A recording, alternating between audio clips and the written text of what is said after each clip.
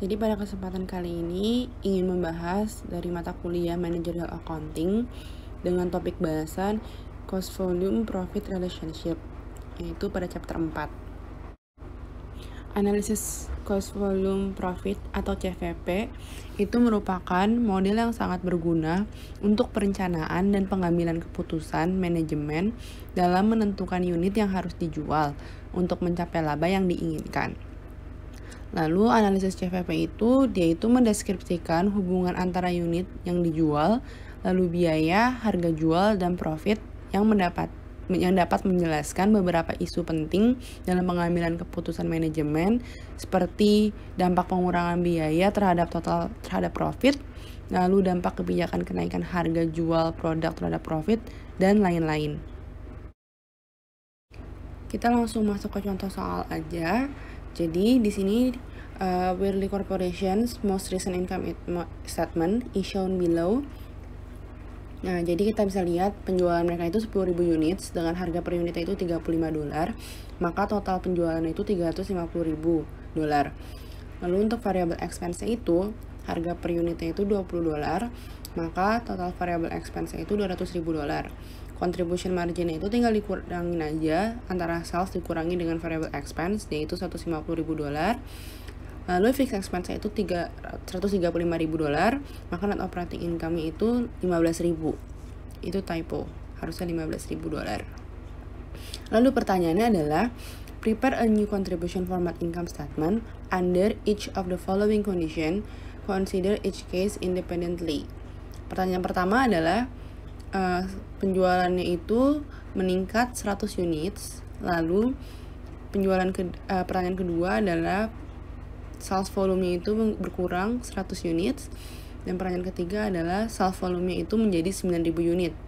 Dia minta buat income statement-nya kalau misalnya penjualannya sebagaimana data yang dikasih.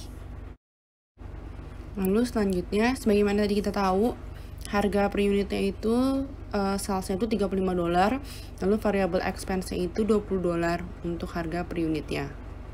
Nah, ini kalau misalnya dia 10.000 units, salesnya tadi kan 350.000, tinggal dikaliin aja, lalu variable expense-nya 200.000, lalu dikurang menghasilkan contribution marginnya sebanyak $150.000, lalu dikurangi dengan fixed expense $135.000, lalu net operating income-nya ketemu 15.000.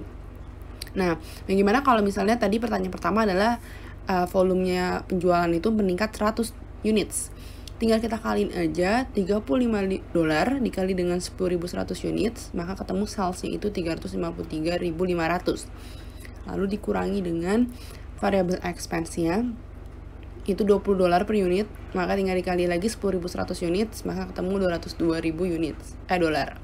Lalu tinggal dikurangin, maka ketemu contribution marginnya sebanyak 151.500. Lalu dikurangi dengan fixed expense. Fixed expense itu kan biaya tetap, biaya pasti, maka kita langsung masukin $135.000. Nah, tinggal dikurangin lagi, maka ketemu net operating income-nya itu $16.500 untuk penjualan 10.100 units. Lalu pertanyaan selanjutnya yang kedua adalah kalau misalnya sales volume-nya itu berkurang 100 unit, maka 10.000 dikurang 100, 9.900 units, sama juga kayak sebelumnya, tinggal kita kalikan lagi harga sales per unitnya itu $35 dikalikan dengan 9.900 units, maka ketemu $346.500 untuk salesnya, lalu dikurangi dengan variable expense sebanyak $20 dikali dengan 9.900 units, maka hasilnya ketemu $198.000. Lalu contribution marginnya itu tinggal dikurangin lagi, 346.000 dikurang 198.000, maka ketemu $148.000. Lalu dikurangin lagi sama fixed expense-nya yaitu $135.000, maka ketemu net operating income-nya $13.500.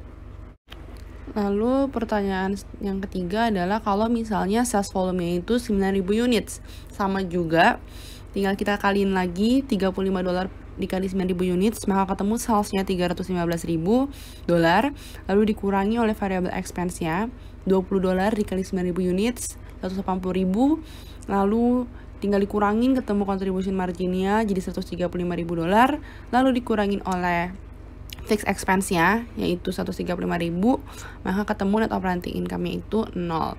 Jadi Bisa kita lihat kalau misalnya penjualan itu 10.100 units, net income-nya 16.500. Lalu kalau misalnya penjualannya 9.900 units, net income itu 13.500. Lalu kalau untuk penjualan 9.000 units, net operating income itu 0.